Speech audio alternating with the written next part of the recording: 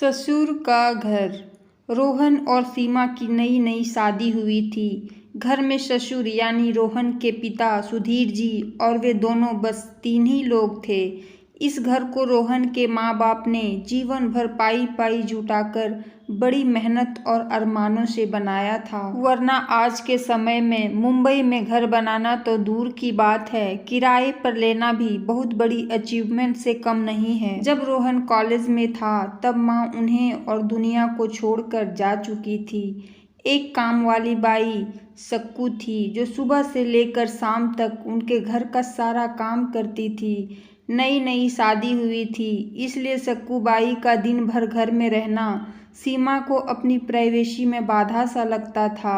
इसलिए अब सक्कू बाई सुबह खाना बनाना, कपड़े और पोछा करने के बाद चली जाती और वापस शाम को आकर खाना बनाती। सक्कू बाई की दोपहर की गैरहाजिरी से कई छोटे मोटे काम दिखाई देने लगे, जिनमें से ज़्यादातर काम बिना कहे सुधीर जी ये सोचकर कर लिया करते कि बहू को मदद हो जाएगी, लेकिन बहू सोचती कि ससुर को औरतों के काम में दखल देने की आदत है। एक दिन मौका देखकर सीमा ने रोहन से कहा, क्यों ना हम बाबूजी को वृद्धाश्रम में भेज दें? सिर्फ एक बार पैसा भरना पड़ेगा और उन्हें भी अपने उम्र के लोगों का साथ मिल जाएगा। हमें भी अपनी प्राइवेसी के बारे में ज़्यादा सोचना नहीं पड़ेगा। रोहन ने सीमा की बातों पर ज़्यादा ध्यान नहीं दिया। कुछ दिन ही बीते थे कि बाबूजी अपने दोस्तों के साथ एक हफ्ते के लिए टूर पर गए। इत्तेफाक से इसी दौरान सक्कू बाई भी छुट्टी पर थी। फिर क्या, सीमा को जैसा चाहिए था वैसा समय मिलने लगा। अब रोहन रेस्टोरेंट में खाना खा लेता और सीमा का काम ऑमलेट, ब्रेड या मैगी से चल जाता।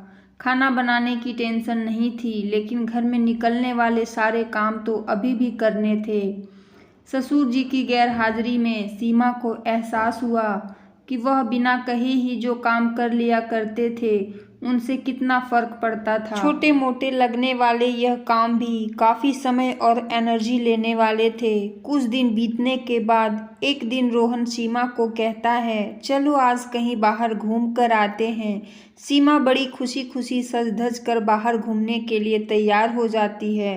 रोहन सीमा को अपने घर से 4 किलोमीटर दूर एक चौल में लेकर आता है। एक आदमी रोहन के हाथों में एक चाबी देता है। रोहन उस चाबी को लेकर चौल के एक कमरे का दरवाजा खोलता है। कमरा खुलते ही 2 रूम वाले उस छोटे से अंधेरे से भरे घर के अंदर रोहन सीमा को लेकर जाता है और कहता है, कैसा लगा तुम्हें हमारा नया घर?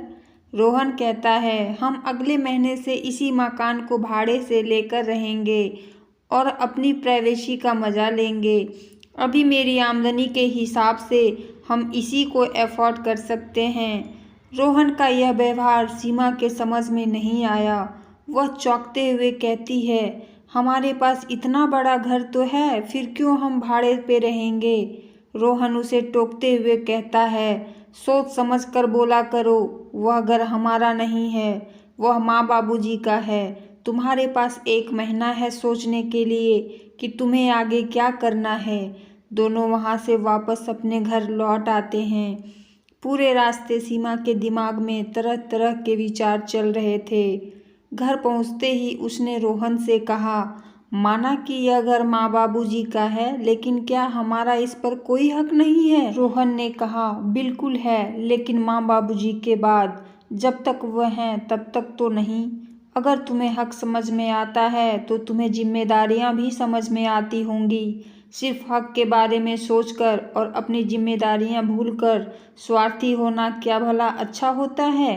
सीमा के पास रोहन के इस सवाल का कोई जवाब नहीं था।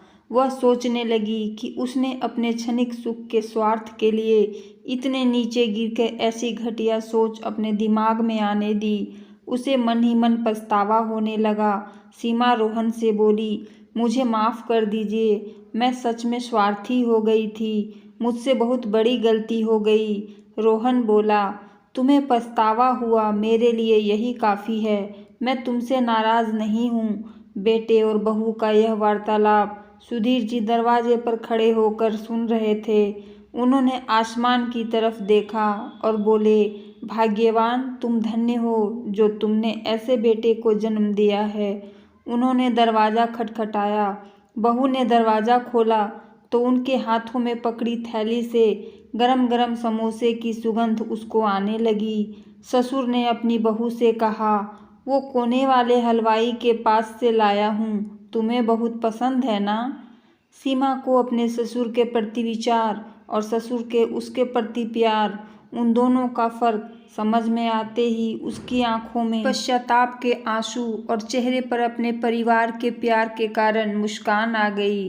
दोस्तों, इंसानी दिमाग में दिन भर में हजारों विचार आते हैं, कुछ अच्छे कुछ बुरे, लेकिन किसी भी विचार को शब्दों में परिवर्तित करने से पहले उनको समझना बहुत ज़रूरी है। अक्सर विचार और वास्तविकता एक दूसरे से मेल नहीं खाते हैं। हमारे बुजुर्ग जो हमें बोझ लगते हैं, जिनसे हम बात बात में चिढ़ जाते हैं, और ऐसा इसलिए होता है क्योंकि हम स्वार्थी होकर सोचते हैं और हम उनके योगदान को समझ नहीं पाते। वो हमारे जीवन में बहुत अहम किरदार निभाते हैं। वीडियो अच्छा लगे तो लाइक शेयर एंड सब्सक्राइब ज़रूर कीजिएगा प्लीज़।